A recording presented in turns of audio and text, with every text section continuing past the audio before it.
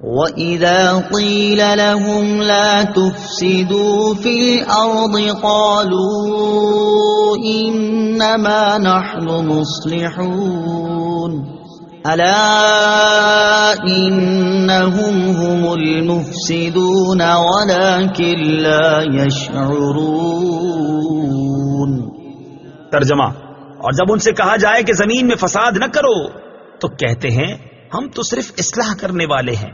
سن لو، بے شک یہی لوگ فساد پھیلانے والے ہیں مگر انہیں اس کا شعور نہیں۔ لا تفسدوا فی الارض، زمین میں فساد نہ پھیلاؤ۔ تفسیر صراط الجنان میں ہے، اس آیت اور اس کے بعد والی آیت میں ارشاد فرمایا کہ جب ایمان والوں کی طرف سے ان منافقوں کو کہا جائے کہ باطن میں کفر رکھ کر اور صحیح ایمان لانے میں پسو پیش کر کے زمین میں فساد نہ کرو، تو وہ کہتے ہیں کہ تم ہمیں اس طرح نہ کہو کیونکہ ہمارا مقصد تو صرف اصلاح کرنا ہے۔ اے ایمان والو، تم جان لو کہ اپنی اسی روش پر قائم رہنے کی وجہ سے یہی لوگ فساد پھیلانے والے ہیں مگر انہیں اس بات کا شعور نہیں، کیونکہ ان میں وہ حس باقی نہیں رہی جس سے یہ اپنی اس خرابی کو پہچان سکیں۔ منافقوں کے طرز عمل سے یہ بھی واضح ہوا کہ عام فسادیوں سے بڑے فسادی وہ ہیں جو فساد پھیلائیں اور اسے اصلاح کا نام دیں۔